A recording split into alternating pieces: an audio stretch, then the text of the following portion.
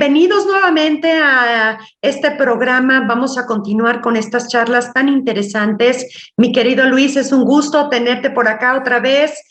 Orlando, buena tarde, buen día. Buenas tardes. José Merino, muy buen día. Y Julio González, otra vez con nosotros. Gracias de verdad. Y creo que hoy vamos a tocar un punto central y es el tema del liderazgo en las organizaciones. ¿Qué está pasando desde ahí? Y bueno, pues quisiéramos sacar la primer pregunta. ¿Cuáles serían las preocupaciones desde el ámbito organizacional con esto que hoy vemos que está pasando en el liderazgo en las organizaciones?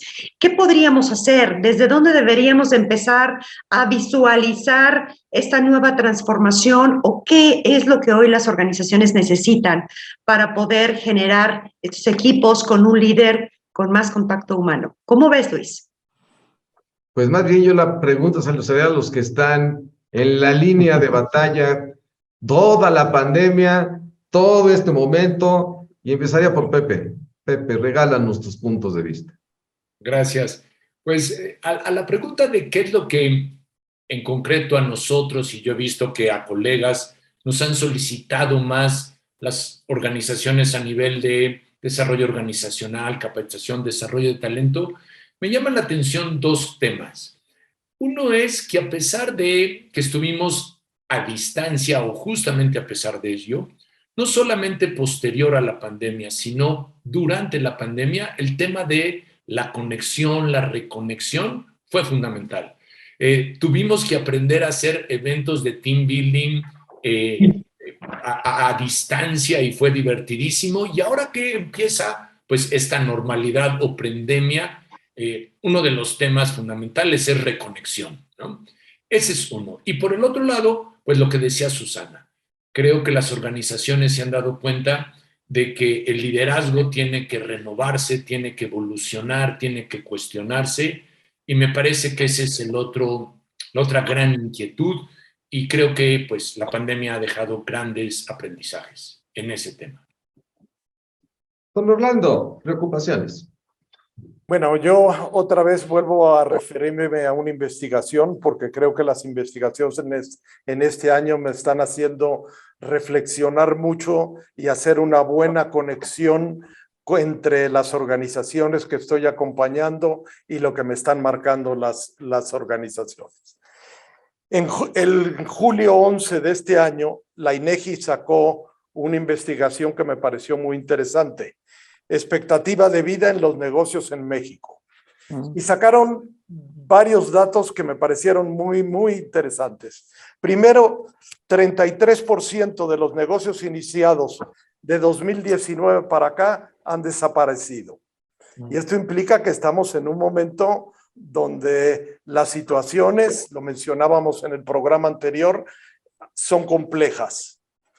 Y había otro esquema interesante también en las conclusiones. ¿Por qué pasaba que estos negocios se fueran y desaparecieran del mercado?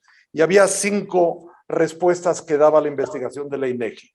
1, entorno económico complejo, en primer lugar. Segundo, liderazgo deficiente, que creo que es el tema que afortunadamente vamos a tocar aquí porque creo que sigue siendo de grandísima utilidad. Tercero, mal manejo financiero. Cuarto, ausencia de ventas. Y quinta, empleados pocos comprometidos y sin las habilidades requeridas. Tal pareciera que en esta investigación en forma clara nos está hablando de lo que yo encuentro como exigencia en las organizaciones.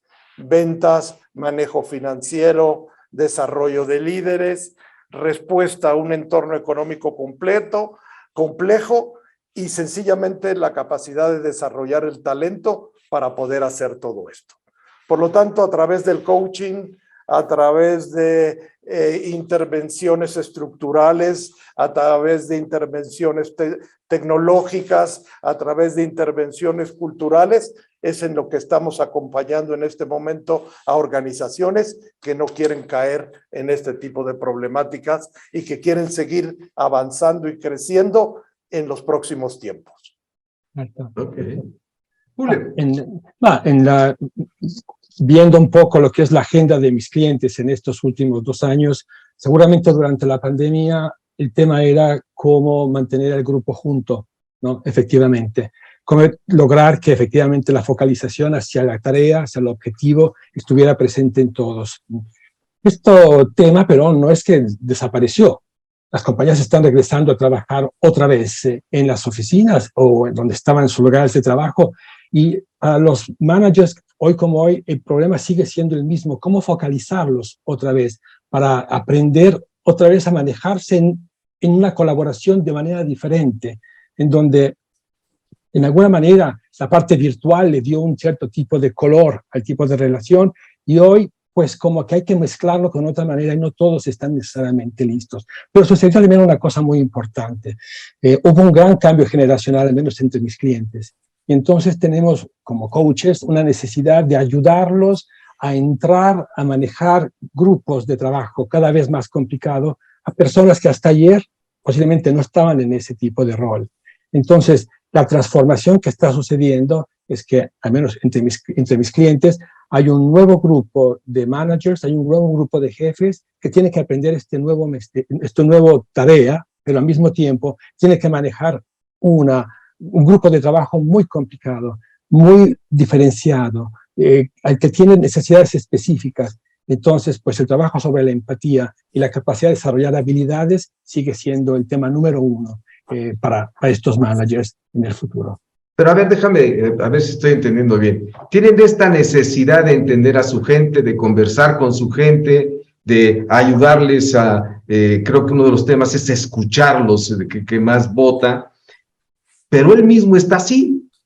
Sí, yo pienso que sí, porque es un tipo de trabajo o de actividad pues que no aprendió también rápidamente, primero porque había posiblemente pocos role models, no lo sé, pero seguramente él mismo se encuentra en necesidad de encontrar soluciones y busca apoyo, ¿no? Yo veo que hoy las organizaciones necesitan gente que le ayude a poner en foco otra vez lo que está sucediendo y ayudarles a entender cuáles son las habilidades de gestión que les pueden ayudar para hacer esta cosa.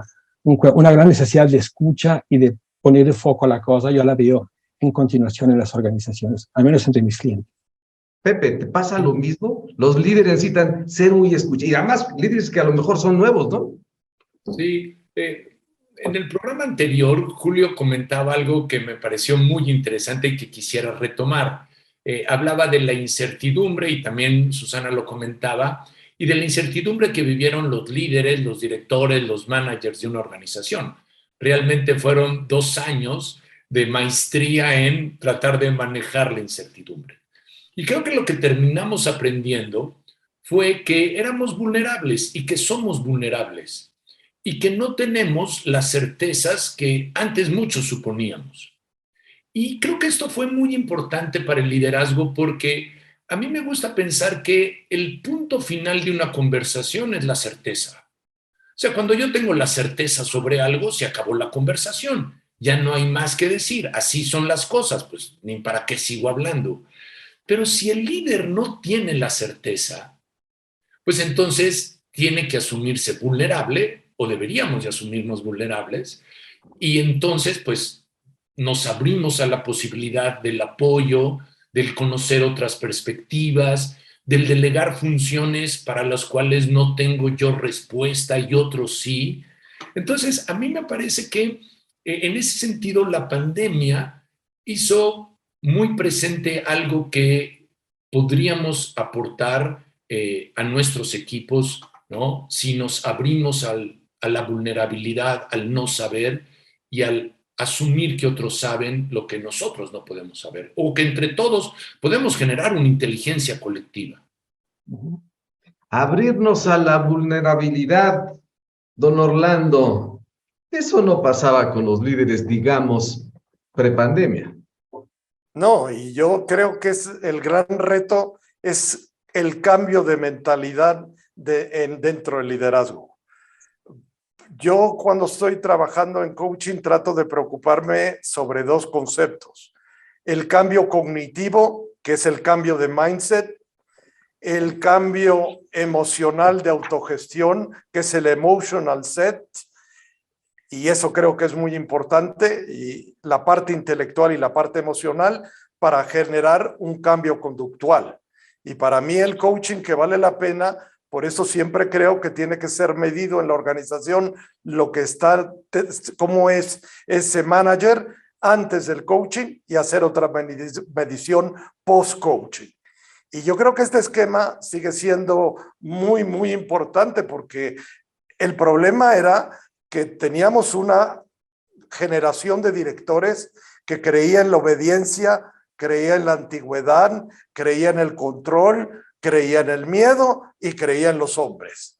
Y ahora necesitamos directores que crean en la diversidad, en las mujeres, en la innovación, en la participación de la gente y en la colaboración. Y para mucha gente educado en el modelo tradicional de liderazgo, crear este cambio de paradigmas y este cambio de modelo de pensamiento realmente es un reto. Y ese es el reto a nivel de liderazgo que yo me encuentro. Es un reto y también es ansiógeno, ¿no? Porque al final, posiblemente ser manager en pasado era, no digo más fácil, pero como que el mindset era, hay una respuesta, ¿no? Y esa va implementada, ¿no? Me acuerdo, haciendo training en pasado, tratábamos de dar siempre la checklist de las cosas que había que hacer, ¿no? Como si con esa checklist fuera todo suficiente para poder controlar el sistema y que conteste en su momento. Posiblemente en pasado lo era. Hoy de checklist, pues yo creo que es dificilísimo construírsela y aceptar que no hay una sola checklist, lo que puede haber 1000 checklists, posiblemente una para cada situación. Esto es ansiógeno y hay que ayudar a la gente a entender que efectivamente es business as usual, es la manera de trabajar hoy, no hay soluciones únicas. La disrupción que creíamos que iba a llegar, pues ya llegó, está aquí, ya ni siquiera le hablemos, simplemente entrémosle lo mejor posible y manejémosla, porque ya basta teoría sobre la disrupción, estamos en la disrupción, ¿no? Ya estamos pleno. Pepe. Sí, y en ese sentido, Julio, me parece que una de las labores que creo que es importante del líder es comunicar que la vida de las organizaciones va a estar llena de cambios de rumbo permanentemente. O sea, esta idea de tenemos una visión estratégica que nos marca un rumbo y una dirección, bueno, yo creo que tenemos que comunicar que hoy vamos a la izquierda y mañana a la derecha y para el sur y para el norte, porque si algo tenemos que tener es agilidad, lo cual otra vez vuelve a generar muchísima ansiedad, pero peor aún si tenemos el mindset de dirección, claridad. A mí me ha gustado decir que la ansiedad que genera la incertidumbre que vivimos y que seguiremos viviendo nos mueve como directores y como líderes a la ilusión del control, queriendo ser como titiriteros de las circunstancias, pero terminamos siendo títeres de ese esfuerzo. Terminamos siendo títeres de ese esfuerzo. De esa ilusión de control. De esa ilusión. Susana, ¿algún comentario antes de que pase al siguiente tema? Bueno, pues creo que es muy claro, ¿no? La perspectiva que nos han dado, alta vulnerabilidad, incertidumbre, equipos multigeneracionales, empleados con poco compromiso, un entorno económico cada vez más complicado, primero por la pandemia y ahora por toda la parte de la guerra. Creo que es un entorno que cada vez vamos sumando más variables para los líderes de las organizaciones. ¿Qué hacer? ¿Qué hacemos? Y esa sería mi pregunta, con estos nuevos jóvenes que hoy tenemos, ingresando a las organizaciones desde este entorno, ¿cómo ayudamos a ellos en esta parte de la formación de liderazgo? ¿Qué podríamos hacer? Yo, si pudiera dar un checklist así breve y rápido a la pregunta que está haciendo Susana, diría varias cosas. Primero, definir muy claro el perfil de personas que queremos en este momento. Y yo creo que esta es una pregunta fundamental porque a lo mejor requiero personas con otra serie de características a las que estábamos acostumbrados. Y esto me parece un buen punto. Definir perfil de qué personas necesitamos hoy. Segundo, un onboarding memorable. ¿Cómo hago para que la gente se adapte a la cultura que tenemos y que estamos creando en las organizaciones para que la gente se adapte? Uno de los temas que yo me encuentro es que la gente las contratan y las meten a operar al día siguiente sin hacer nada para adecuarlo al entorno y al enfoque. Entonces, este segundo concepto de onboarding memorable me parece importante, sobre todo los high potentials que estoy contratando. Si yo puedo llenarme de gente de alto potencial, tendrá que ser importante el cómo lo acompaño en este inicio. Tercero, feedback adecuado y hecho en forma productiva. Y esto otra vez implica desarrollar a líderes que entiendan el proceso de feedback para esto que hemos estado mencionando de las conversaciones entre manager y seguidores. Punto que sigue, empezar a trabajar sobre la cultura.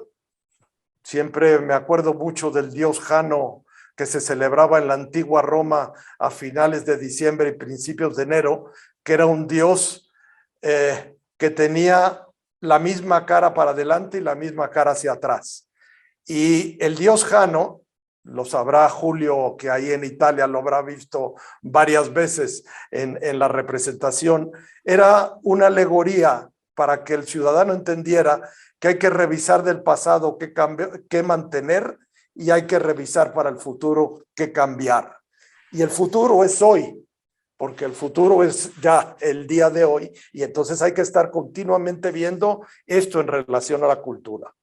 El concepto de wellness, que me parece importante en la época actual. Este concepto de wellness que implica toda la parte de salud mental, equilibrio y de conceptos para que la organización genere un ambiente de wellness que genere una situación de satisfacción y de permanencia en la organización. Y el último punto que diría, el empezar a entender que vamos a vivir en modelos de trabajo híbridos. Claro. Y este es otro tema fundamental que me encuentro en las organizaciones. La pelea ahorita de cuántos quieren seguir en su casa y cuántos quieren estar en la organización. Entonces, frente a la pregunta de Susana, aquí tengo varios puntos para que lo empiecen a tener como checklist. Antes de irnos al corte, ¿un comentario, Julio? Yo creo que la checklist es completísima y la cosa que he visto, ¿no?, que seguramente es importante agregarle, es instilar la conciencia que la formación individual continua es necesaria, ¿no?, y que el autodesarrollo es fundamental y que no hay una meta fijada por otro, sino por ti mismo. Y esta responsabilización de la persona sobre su propio crecimiento, que es la que crea más ansia a tantos, ¿sí?, seguramente está en el centro de poder responder a una situación de continua disrupción, porque nadie sabrá todo para poder manejarlo. Pero es importante saber lo que te falta para poder hacer algo y aprender a manejarlo, ¿no? Entonces, el autodesarrollo será cada vez más importante en las organizaciones. Wow. Pepe, antes de irnos al corte. Sí, a mí me parece que yo sumaría, tenemos que seguir trabajando en la colaboración. Me parece que los esfuerzos individuales hoy, más que nunca, no darán los resultados necesarios. Me parece valiosísima la aportación de un onboarding emocional que forme realmente identidad con la empresa y con el grupo. Yo diría que son tareas fundamentales. Nada más para los que... ¿Puedes explicarnos onboarding? What is the meaning? ¿Qué significa? Pues Orlando, que fue el que lo comentó, creo que quién mejor, pero digamos es la entrada a la organización. La bienvenida. ¿No? Y lo que él decía, y sí es cierto, al día siguiente están realizando tareas y pues es crítico, desde luego. Bien, pues con estas reflexiones que para 3 cafés, pero ahorita regresamos a la última parte de este gran programa Liderazgo. Enseguida nos vemos.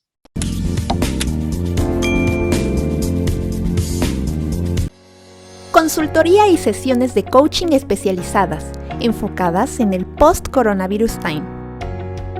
Sesiones tanto individuales como grupales, diseñadas acorde a la situación específica de cada caso.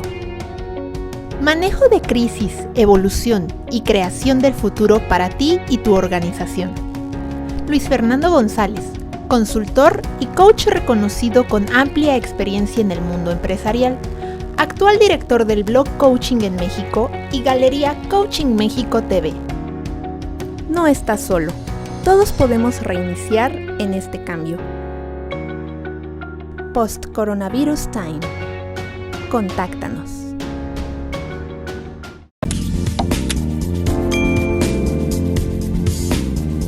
Estamos de regreso hablando con Julio González, Orlando Clua y Pepe Merino, personalidades y líderes de los líderes, por así decirlo, que tienen como encomienda ayudar a las organizaciones y a quienes los dirigen a llevarlos por el buen camino de este tiempo de pandemia. Yo tengo una pregunta. Steve Jobs, Jack Welch, Elon Musk, hombres reconocidos por sus grandes invenciones, por así decirlo, hombres disruptivos que han marcado un estilo de liderazgo, empresas con resultados, antes que nada el resultado, pero su parte humana no es tan reconocida, más bien es hasta criticada.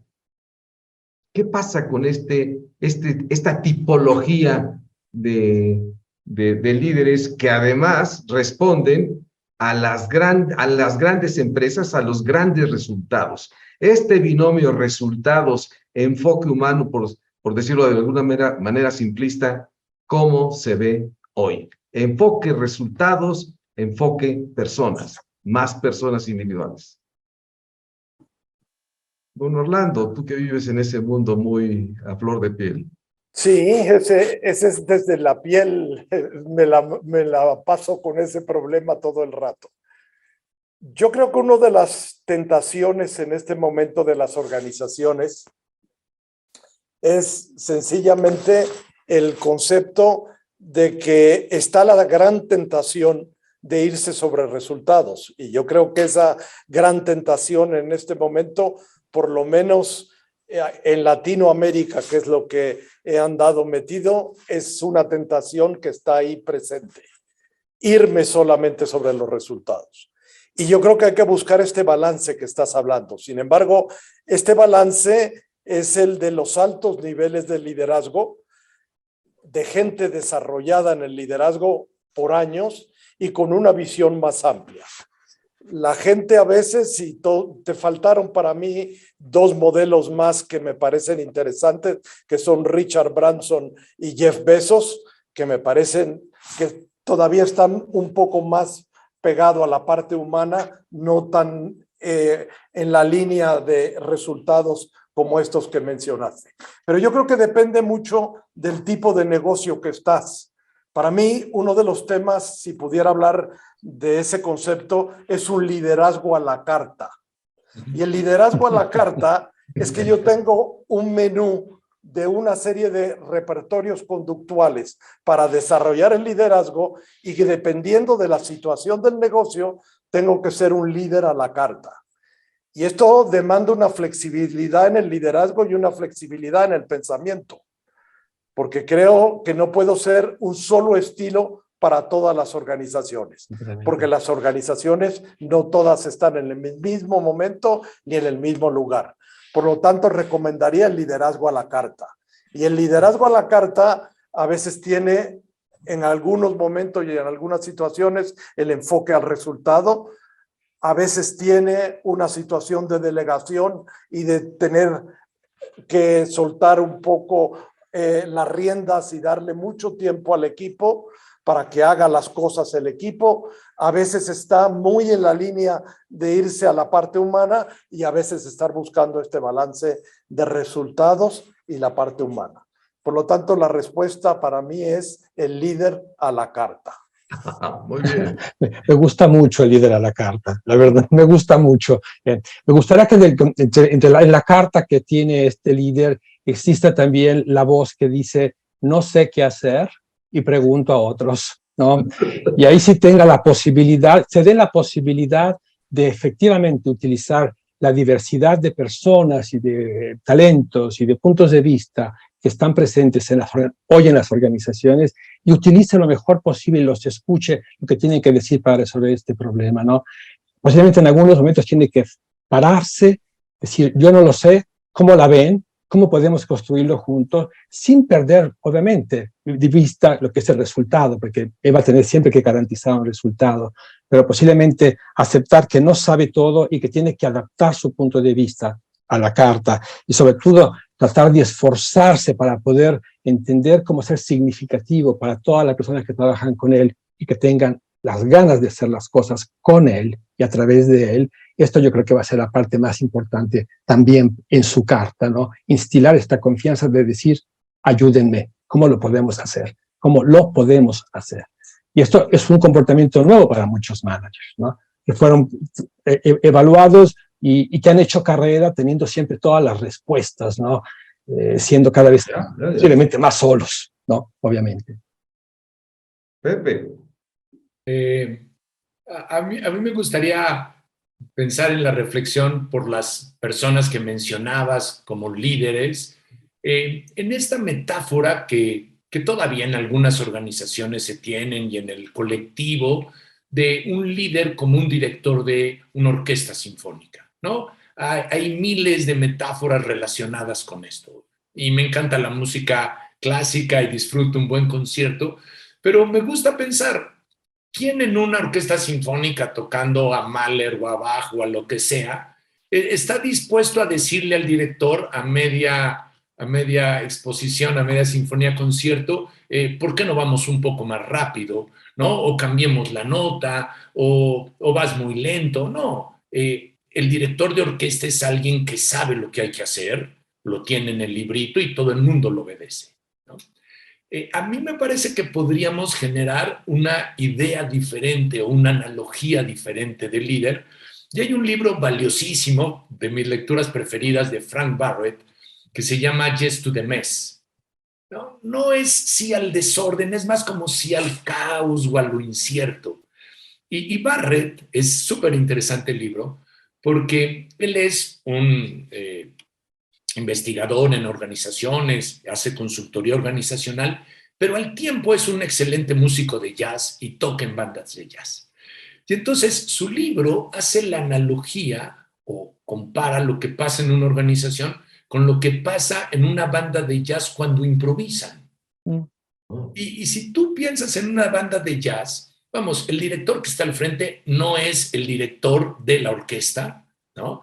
Si piensas en Phil Collins, es el baterista y está hasta atrás.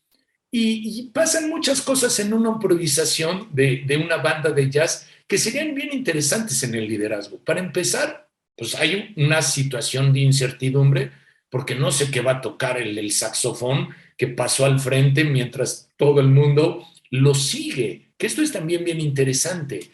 Eso requiere de escúchate todo el grupo para hacerle el fondo al que está haciendo la improvisación. Vamos, si en algún lado hay pasión por lo que se hace, es en un jazzista, ¿no? Tocando la batería o el piano en una improvisación. Si hay riesgo y se acepta el riesgo, la improvisación lo implica, es en una banda de jazz, ¿no? En la improvisación. En fin, bueno, si hay un equilibrio entre libertad, pero también restricción, porque vamos, puedo improvisar, pero improviso dentro de una cierta melodía, pues es en una banda de jazz. Entonces, tengo la impresión, vamos, y por último, el director de una orquesta sinfónica sale al frente del álbum y del disco, y no en una banda de jazz. Entonces, tengo la impresión que podríamos ir ajustando las analogías y las metáforas del liderazgo, porque finalmente son storytellings que marcan muchísimo nuestro mindset cognitivo y, como bien lo dijo Orlando, fundamentalmente emocional. Líder a la carta y líder tipo director de jazz, ¿correcto? Ajá. Qué interesante, qué interesante. ¿Cómo se llama el libro, Pepe? Yes to the mess. Yes to the Mess, como al desorden, sí al caos, sí al desorden, Frank Barrett. Ok. Susana, vamos a la última profunda pregunta. de una incomparable y muy satisfactoria intercambio que tenemos entre Orlando, Julio y Pepe. Por favor. Claro que sí. Bueno, pues después de este entorno que nos han dado, de todos los retos que tiene hoy el líder, ¿no? De esto que nos ha compartido Orlando, Julio y Pepe, de este liderazgo a la carta y este liderazgo con esta capacidad de improvisación. ¿Qué podrían ustedes compartirle a los jóvenes? A los jóvenes que hoy se están formando, ya sea en la parte universitaria, terminando sus estudios universitarios o a lo mejor ya ingresando a los entornos laborales. ¿Qué hacer? ¿Qué hacer? ¿Cómo prepararse para este mundo que sigue? ¿Qué hacer? ¿Qué no hacer? Y si fueran un poco sus hijos en esta parte del coaching un poco más paternalista, ¿qué podríamos decirles a estos muchachos? Me encantaría oír sus recomendaciones porque seguramente Luis, Orlando, Pepe, Julio, deberíamos de compartir este programa a estos jóvenes que están anhelantes de saber por dónde caminar en este mundo de incertidumbre. Bueno, lo que les he dicho a mis hijos, a mis dos hijos y que se lo han aprendido y lo comparto mucho con todos los jóvenes que en la Universidad de Anáhuac comento mucho.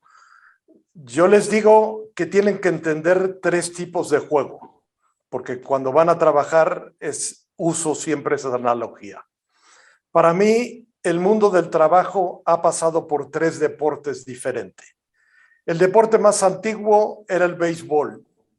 Posiciones fijas, cada quien ocupa un lugar determinado y hace una serie de cosas y no se sale del rumbo. Si eres primera base, estás pegado a la primera base y ahí estás cuidando. Si eres shortstop, manejas la parte entre segunda y tercera y ahí estás. Si eres jardinero, tienes todo tu esquema. Ese mundo creo que se acabó, el del béisbol como enfoque en las organizaciones. El segundo esquema fue para mí, y es mi analogía con que siempre les comento para que entiendan el mundo, el juego del fútbol americano. Grandes equipos, muchos jugadores, nóminas muy altas y especializados en una posición. Y obviamente hay una serie de elementos, jugadas preestablecidas, estrategias preestablecidas que la maneja un quarterback y las comunica y se maneja de esa determinada forma.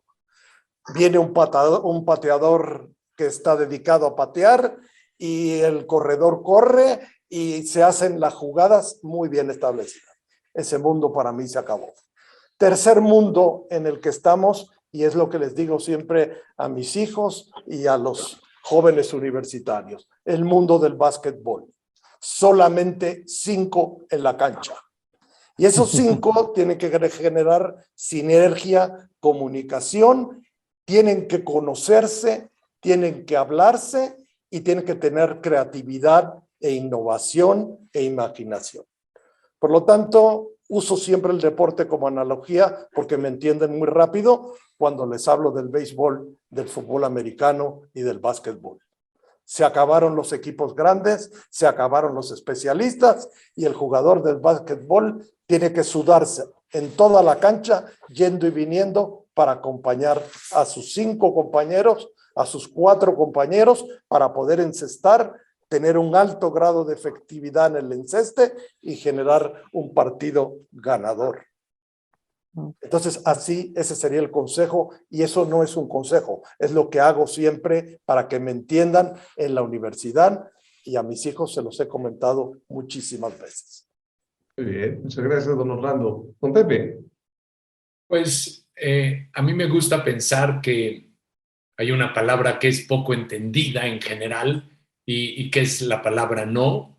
Normalmente tendemos a pensar que es una palabra con la cual no hay que educar, no hay que enseñar, no hay que mostrar, y creo que habría que entenderla mejor. Y el no me parece que es, pensando en los consejos, la mejor manera de dar un consejo, porque más que decir que sí, permite la libertad de muchas más opciones, marcando algunas restricciones. Y para ello, pues los mandamientos: no robarás, no desearás la mujer de tu prójimo, no matarás. Entonces, mi consejo sería y se lo roba una autora sueca, Surit Husved, va por la línea del no. No hagas nada que realmente no quieras hacer. No hagas nada que realmente no quieras hacer. No quieras hacer. Dentro de todo este nuevo mundo, no hagas nada que no quieras hacer. Que Julio. realmente no quieras hacer. Implicará una reflexión muy importante y una conciencia, ¿no? Y obligará a escucharse a él mismo. Sí, sí. Obligará a escucharse a él mismo. Profundo, ¿eh? Sí, no, pienso que sea un tema muy cercano a lo que yo le diría a mis más jóvenes coaches, ¿no? O bien a la gente con la que podemos trabajar desde ese punto de vista. Y usaré una palabra en inglés porque me ayuda a explicar bien el tema. Propio, trabajar sobre su employability, ¿no? Trabajar en dónde quieren ir. Un poco poniendo junto en lo que yo no quiero hacer, pero lo que yo sí quiero hacer, entrarle en profundidad, ¿no? Y aprender y tomar cualquier tipo de oportunidad como una oportunidad para efectivamente aprender algo o aprender algo de alguien, ¿no? De alguna persona. No limitarse efectivamente con las respuestas y no limitarse a solamente las empresas que ellos ven, porque posiblemente el trabajo que ellos quieren hacer se lo pueden inventar, ¿no? Y lo pueden hacer en otra manera fuera de las organizaciones, ¿no? Entonces yo creo que la grande libertad es recuperar un proyecto, qué quieres hacer, a qué le vas a decir que no, y sobre todo no dejes de aprender, ¿no? Aún cuando habrá problemas y dificultades, pregúntate siempre, aún en el fracaso, ¿qué cosa aprendí yo de esto, ¿no? ¿Qué cosa me puedo llevar de esta experiencia? Y en base a esto, crearse fortalezas nuevas. Creo que mi única sugerencia sería, no te detengas en lo que existe, permítete de soñar lo que no existe, ¿sí? Y tienes que trabajar. Porque la pasión está bien, pero la pasión necesita trabajo y no va a ser fácil. Entonces, pasión, ideas, pero trabajo. Las dos cosas creo que sean necesarias para poder encontrar una respuesta a nivel personal. Wow. Qué profundidad, ¿no? Vaya que sí, ¿no? Y yo quisiera comentar una frase para cerrar, yo creo, también un poco lo que yo les comento a los muchachos cuando trabajo con ellos, una frase de Maya Angelou que me encanta, que dice, lo que me pasa puede cambiarme, pero me niego a dejarme reducir por ello. Ese sería mi consejo para los muchachos que hoy nos están escuchando. No se dejen reducir y enfrenten el cambio con esta pasión, con este fuego en el corazón, porque hoy necesitamos transformar el mundo de las organizaciones desde este liderazgo humano de más contacto y que generalmente implica un reto personal profundo. Así es que no dejemos que pase esto y no dejemos reducirnos por ello. ¿Quién lo dijo, Susana? Maya Angelou. Maya Angelou. Bueno, pues yo les agradezco tanto. Créanme que ha sido una delicia hacerlo. Lo platiqué con todos ustedes. Les agradezco que hayan abierto espacio en sus agendas. Sé que están, como dijo bien Pepe anoche, todavía me dice, ando del tingo al tango. Lo conozco desde hace años y también todos, pero es un agasajo, es un platillo. No sé si estén de acuerdo el poder compartirlo y poder transmitirlo. Sé que va a ser muy bien reconocido. Pocas veces tenemos estas oportunidades y las mismas reflexiones que hicieron para los jóvenes también son para nosotros, ¿eh? O sea, creo que nos estamos diciendo lo mismo de otra manera, ¿no? Yo espero que mi hijo lo disfrute mucho.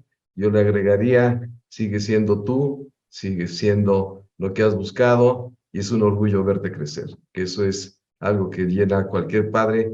Y ahora que Pepe va a ser abuelito, que ya está a punto, eso es maravilloso.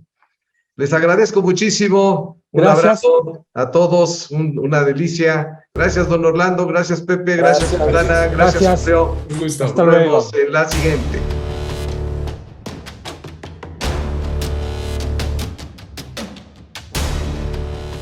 Oigan, qué exquisito, ¿eh? De veras para tomarse 3 cafés. Muchas gracias. está bien el café, pero con algo más, digo, porque con Sí, cuántos claro. cafés. Pongámosle un poco de sustancia, no solamente el café, digo, al final. Oye, ya lo dijo Orlando, a la carta con un buen A la animal. carta, sí. No, Ándale, a la carta con un buen jazz, ¿no? Sí, no, perfecto, absolutamente sí, absolutamente sí.